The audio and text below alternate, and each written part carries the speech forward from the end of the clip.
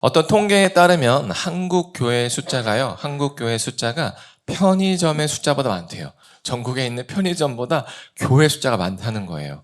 근데 여러분 신기한 거 알려드릴게요. 교회 숫자가 편의점보다 많은데요. 그중에 70에서 80%가 미자립 교회라는 거예요. 예. 그러니까 스스로 교회가 밖에서 어떤 재정적 후원이 없으면 스스로 존립하기가 힘든 교회가 이 편의점보다 많은 숫자의 70에서 80%를 차지한다는 거예요. 왜 그럴까? 그 이유를 따져보면 교회가 어느 정도 이렇게 좀 시간이 지나면 성장해요. 그런데 반드시 겪는 문제가 있어요. 반드시 겪는 문제. 그게 바로 성장하다 서로 싸워서 분열하는 거예요. 교회가 어느 교회나 개척을 하고 시간이 지나면 조금씩 성장합니다. 그럼 반드시 겪는 게 성장하다가 서로 교인들끼리 싸워서 또는 목회자랑 싸워서 갈등하다가 쪼개지는 게 지금 이런 결과를 만드는 거죠. 그렇다면 도대체 왜 예수님의 말씀대로 산다고 하는 교회가 이토록 싸우고 분열하느냐? 이거에 대해서 우리가 알아볼 필요가 있는데 그 답이요. 바로 오늘 본문에 있어요. 그래서 오늘 설교를 잘 들어보시면 교회에서 왜 싸우고 분열하는지를 아실 수 있을 겁니다. 먼저 이 고린도 교회, 오늘 본문이 되는 고린도 교회는요. 정말 치열하게 갈등하고 싸우기로 아주 유명한 교회였습니다. 뭐로 특별히 이번에 싸웠느냐? 방언과 예언이라는 은사였습니다. 이 두 은사를 가지고 서로 막 갈등한 거예요. 그래서 바울이 오늘 본문에서 이 문제를 어떻게 구체적으로 해결하는지를 나누었는데요. 먼저 26절입니다. 우리 26절을 한번 같이 읽겠습니다. 시작. 그런즉 형제들아 어찌할까? 너희가 모일 때 각각 찬송시도 있으며 가르치는 말씀도 있으며 계시도 있으며 방언도 있으며 통역함도 있나니 모든 것을 덕을 세우기 위하여 하라라고 이야기를 했어요. 여기서 무엇을 말하는 거냐면 이거예요. 고린도 교인 성도님, 우리 다 보세요. 지금 찬송도 해요, 말씀도 봐요, 계시도 해요, 방언도 해요, 통역도 해요. 근데 이런 거 우리 왜 해요? 바로 교회를 세우기 위해서예요 라고 얘기한 거예요. 여기서 우리가 무엇을 알 수 있느냐? 여러분 잘 들으세요. 교회에서 하는 모든 활동은요, 다 목적이 있어요. 뭐예요? 모든 것은 교회를 세우기 위해서예요. 알겠죠? 모든 교회에서 하는 활동은 교회 공동체를 세우기 위함입니다. 그러니 만약에 우리가 하는 활동 중에 이 교회 공동체를 세우는 거와 다른 방향으로 간다? 그럼 잘못하는 거예요. 근데 여러분이 교회에서 뭔가를 하는데 뭔가를 하고 싶은데 그게 교회 공동체를 위한 것이다라고 판단이 되면 여러분 무엇이든 해도 됩니다. 네, 아시겠죠? 교회에서 우리가 뭘 해도 되지, 뭘 하지 말아야 되지, 딱 기준이 이거예요. 공동체를 위한 건가, 아닌 건가. 공동체를 위한 거면 하도 되고요. 공동체를 세우는데 덕이 안 되면 안 해야 되는 거예요. 이게 바로 교회에서 하는 모든 활동의 가장 기본이 되는 기준입니다. 아시겠죠? 이걸 꼭 기억해야 돼요. 꼭. 그래서 우리가 뭐 봉사를 한다, 뭐 나눔을 한다, 뭐 한다, 다 이게 기준이 돼야 됩니다. 아시겠죠? 그래서 바울은 이런 문제들에 대해서 이렇게 짚고 넘어가요. 왜냐하면 당시에 고린도 교회가 이 당연한 기준을 놓친 거예요.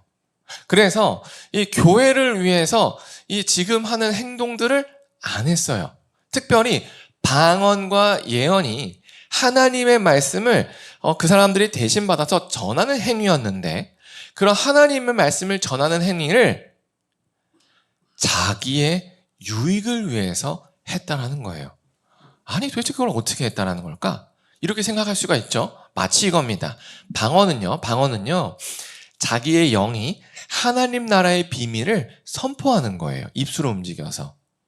그런데 방언은 알아들을 수 있는 언어가 아니잖아요. 그래서 이미 한 사람만 해도 다른 사람 못 알아들어요. 통역이 반드시 있어야 돼요. 근데 문제는 뭐였냐면 누군가 방언을 하면 뭐야? 야 너만 해? 야 나도 할 줄 알아? 경쟁적으로 막 방언을 한 거예요. 그러니까 지금 예배당에서 보세요. 지금 목사님이 막 방언으로 설교하고 있으면 그것도 못 알아듣죠. 근데 사모님이 또 여기서 방언으로 뭘 하고 있어요. 그러면 그건 난리 나는 겁니다. 맞죠? 이런 상황이에요. 근데 방언만 그랬냐? 아니라는 거예요. 예언도 마찬가지예요.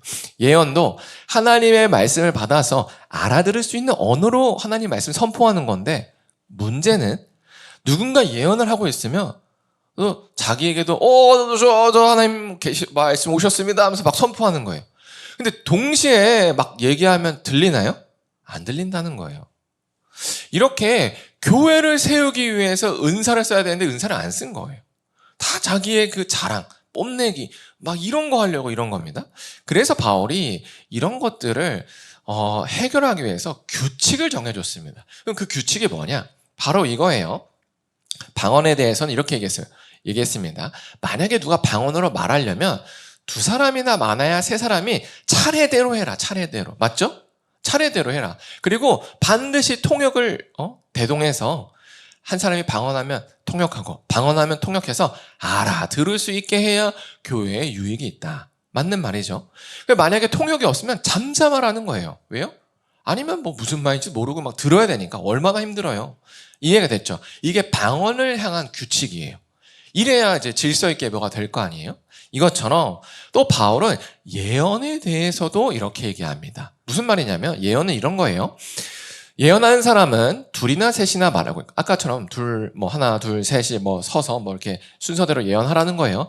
그리고 듣는 이들은 지금 이 사람들이 하는 예언이 옳은지, 그른지 분별하라는 겁니다. 왜냐하면 지금과 같은 경우는 우리가 신약 성경이라는 절대적 기준을 가지고 있지만 그때는 신약 성경이 없었죠. 그리고 사도들이 돌아다니면서 맨날 그걸 분별해 줄 수가 없었습니다. 그러니까 개별적으로 공동체가 분별해야 했던 겁니다. 그래서 사람들은 예언들 하고 그걸 듣고 이건 받을지 말지를 고민하는 게 당시의 예배 방식이었습니다. 그러니 어떤 사람이 쭉 예언하고 있다가 또 다른 사람에게 하나님의 영이 임하면 또 이 사람의 말도 들어봐야 되는 거예요. 맞죠? 그래야 이제 서로 간에 또 차별화를 되고 분별도 되는 거죠.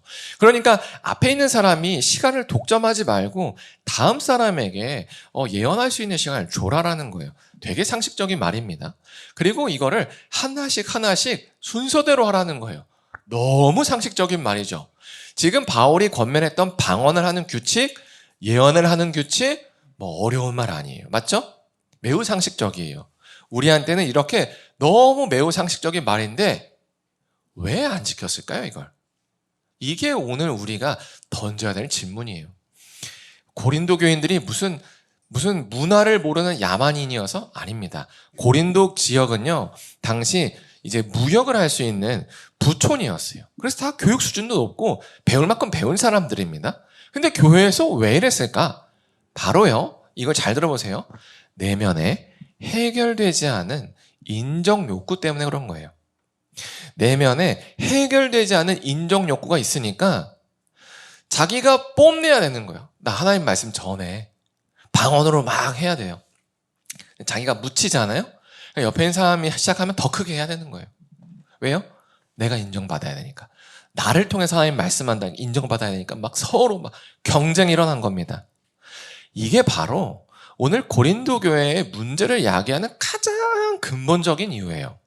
이처럼 해결되지 않는 인정 욕구는요, 반드시 사탄이 그 교회를 흔드는 도구로 사용합니다. 이거 우리가 꼭 기억해야 돼요. 우리 안에도요, 해결되지 않은 인정 욕구가 다 있어요. 왜요? 사람은 다 칭찬받기를 원해요. 그래서 그 칭찬을 갈구합니다. 그래서 밖에서도 그 칭찬을 받고 싶은 인정 욕구가 우리를 성공으로 이끌게 하는 동기가 되고요. 또 경쟁에서 이기게 하는 동기도 돼요. 근데 문제는 뭐냐? 그것 때문에 또 갈등도 만든다는 거예요. 근데 교회는 어떤 곳이냐? 경쟁에서 이기는 곳이 아닙니다. 교회는요, 애초에 예수님이 세우실 때 자기를 죽여서 살린 곳이에요. 그래서 교회는 생리적으로 우리의 자아가 죽어야 사는 공동체입니다. 아시겠죠? 교회는 우리의 자아를 실현하는 곳이 아니라 우리의 자아를 죽여서 공동체를 살리기 위한 집단이에요. 이걸 연습하는 곳입니다. 그런데 우리는 모두 이렇게 성숙된 그리스도인으로 참여하는 게 아니에요. 다 이 밖에서 어릴 때 상처를 가득 안고 교회를 와요. 그러면 우리 안에 내면에 해결되지 않은 인정 욕구들을 한 가득씩 들고 옵니다. 그럼 밖에서 내가 그랬듯이 교회에서도 이렇게 뭔가를 잘해서 사람들의 이목을 받고 성공하고 싶고 뭔가 그러고 싶은 나도 모르는 본성이 나온다는 거예요. 그러면 뭐예요? 사단이 반드시 그 본성을 탁 잡는다는 거예요. 사탄 마귀는요, 지금도 교회를 무너뜨리고자 해요. 그래서 우는 사자처럼, 먹이를 찾아 우는 사자처럼 누구를 통해서 싸움을 만들어서 교회를 분열시킬까 찾고 있다는 겁니다. 그런데 그 대표적인 먹잇감이 될 수 있는 그 내면의 연약함이 뭐라고요? 해결되지 않은 인정욕구라는 거예요. 왜 그러냐면 이 인정욕구라는 건 앞서 얘기한 것처럼 잘하게 해요. 뭐든지 잘하게 해요. 그래서 막 칭찬을 받아요. 막 칭찬을 받아. 근데 문제는 이렇게 칭찬 받을 때는 좋은데 사탄 마귀가 반드시 옆에 경쟁자를 둡니다. 그러면 서로 칭찬받으려고 경쟁해요. 처음에는 선의의 경쟁을 시작합니다. 나중에는요, 시기예요. 그리고 비방하고요, 서로 쟤 그렇다면서 팔을 만들기 시작해요. 그러면 교회가 그냥 와자장 무너집니다. 이게 바로 사탄 마귀가 교회를 무너뜨리는 전략이고 한국 교회가 여기에 대부분 다 한 번씩은 홍역을 알고 지나갑니다. 우리 교회라고 예외일까요? 절대 아니죠. 절대 아니죠. 그래서 우리는 오늘 설교를 잘 들어야 돼요. 그래서 바울이 오늘 이런 방언과 예언에 대해서 규칙을 정하면서 무엇이라고 얘기를 하냐면 32절처럼 얘기해요. 예언하는 자들의 영은 예언하는 자들에게 제재를 받아야 된다. 이게 무슨 말이냐면 여기서 예언하는 자들의 영이라는 건 예언 행위를 생각하면 돼요. 이런 예언 행위는 예언을 하는 사람이 통제해야 한다라는 거예요. 한마디로 예언을 절제하라는 거예요. 당시에 고린도 교인들이 왜 예언을 절제하지 않고 막 서로 막 경쟁하듯이 했냐면 대표적인 변명이 이거예요. 저는 예언을 절제할 수가 없어요. 이건 제가 하는 게 아니에요. 하나님이 제 입에 넣어주셔서 하는 거예요. 이겁니다. 그러나 바울은 정확하게 선을 그어요. 그렇지 않아? 아무리 신령한 은사여도 질서를 위해서 절제할 수 있게 하나님이 주셨어. 절제하지 않는다는 건, 절제하지 않는다는 건 너를 드러내는 거야 라고 얘기하는 거예요. 이것처럼 우리가 어떤 그 아직 해결되지 않은 인정 욕구로 과도한 헌신, 또 과도한 어떤 봉사, 어떤 과도한 무언가를 할 때 절제해야 됩니다. 왜요? 사탄 마귀가 그 절제하지 않고 달려가는 우리의 그 행위를 반드시 잡아요. 그래서 첫 번째로는 본인이 왜 나 칭찬 안 해줘? 내가 이렇게 헌신했는데 삐지게 한다는 거예요. 그리고 두 번째로는 반드시 옆에 똑같이 내면에 결핍 있는 사람 붙여서 서로 싸우게 한다는 거예요. 그래서 절제해야 됩니다. 우리 너무 달리면 안 돼요. 아시겠죠? 그래서 바울은 이런 과도한 경쟁을 또 멈추기 위해서 이렇게 얘기해요. 33절에서 이렇게 얘기합니다. 하나님은 무질서의 하나님이 아니시다. 맞죠? 이렇게 서로 막 인정받기 위해서 막 엎치락 뒤치락 하면 어떻게 돼요? 반드시 혼란을 겪습니다. 반드시 혼란을 겪어요. 근데 하나님은 무질서의 하나님이 아니죠. 그러니까 하나님의 교회도 무질서하면 안 된다는 겁니다. 하나님은 화평의 하나님이에요. 그러니까 교회도 화평을 해야 돼요. 그러니까 내가 만약에 뭔가 분쟁을 자꾸 만드는 것 같다? 그러면 나는 그날 잠잠해야 될 때인 거예요. 그때부터는 절제해야 될 때예요. 왜요? 이거 내 내면에 해결되지 않은 인정 욕구를 지금 사탄이 긁고 있구나. 이겁니다. 그래서 스스로 이걸 알고 교회는 화평해야 되지라고 화평을 위해서 자기가 한 걸음 뒤로 물러날 수 있는 우리에게는 그런 은혜와 덕과 여유가 필요합니다. 아시겠죠? 그래서 바울이 이거에 대해서 이렇게 얘기했어요. 모든 성도가 교회에서 그런 거와 같이 또 여자들도 교회에서 잠잠하라 라고 얘기해요. 그래서 이 본문은 그냥 막 읽으면 남녀 차별인가? 여자만 지금 교회에서 조용히 하라는 건가가 아니라 여기 모든 성도가 라고 썼을 때 이 모든 성도는 남자를 의미합니다. 지금과 다르게 1세기에서는 그 바울 시대 때는 그냥 어떤 사람의 카운팅은 남자만 들어가고 사람이라고 하면 남자를 떠올르지 뭐 여자나 아이를 떠올리지 않아요. 뭐 남녀 차별이 심합니다 할 수는 없어요. 그냥 그 당시 문화가 그랬기 때문에. 그러니까 바울은 이걸 정말 이렇게 얘기한 거예요. 남자들만의 권면으로 듣지 않기를 원해서 여자라고 콕 집은 거예요. 왜냐하면 그 당시에 여자들도 머리에 천을 쓰고 예언을 했거든요. 그러니까 여자들도 무분별하게 예언에 참여할 수가 있었다는 겁니다.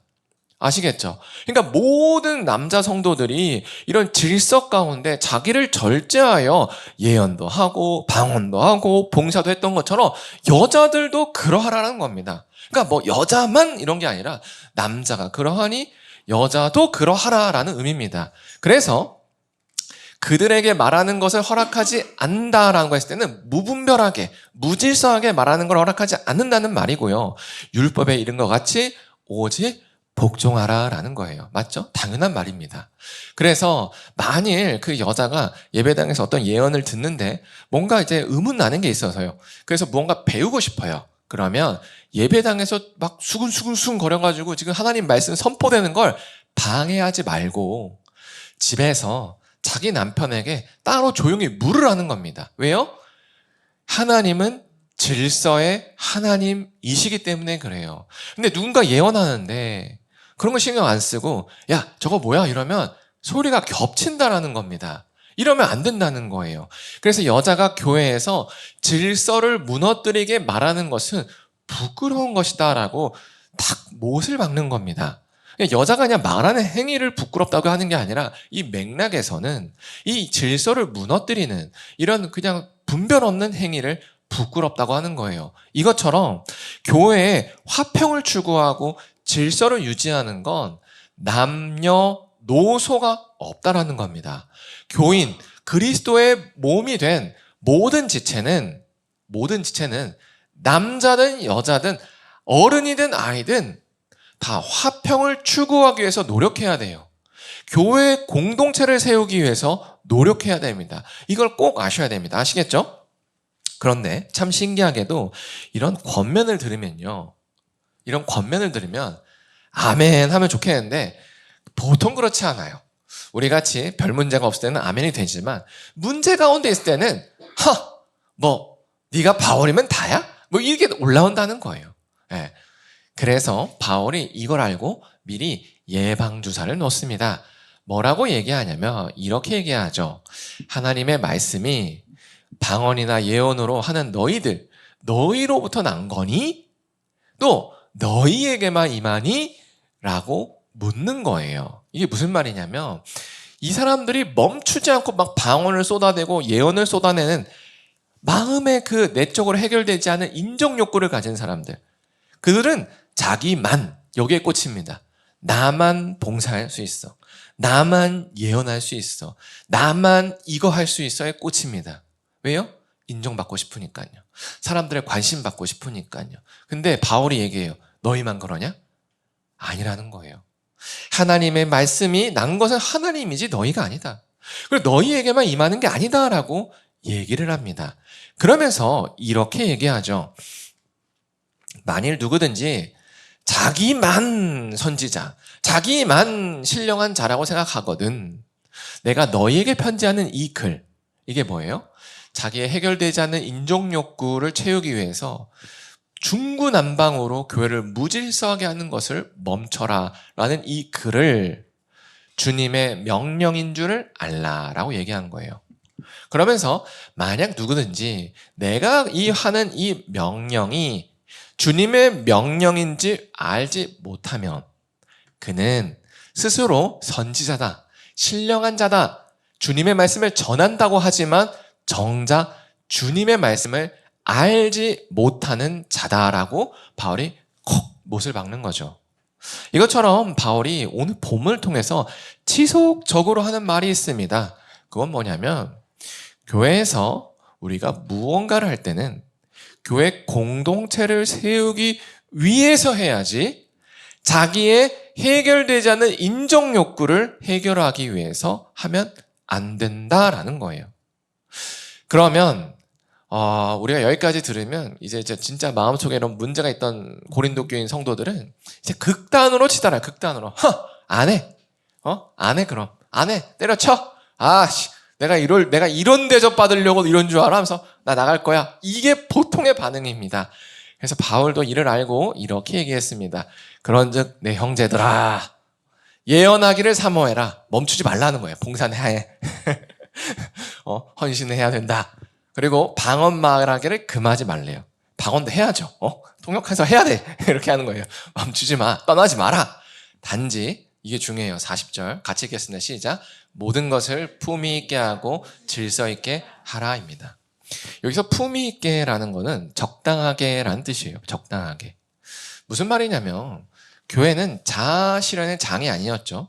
자아를 죽여서 공동체를 살리는 장이에요. 그러면 어느 선에서 멈춰야 될 때가 있는 거예요.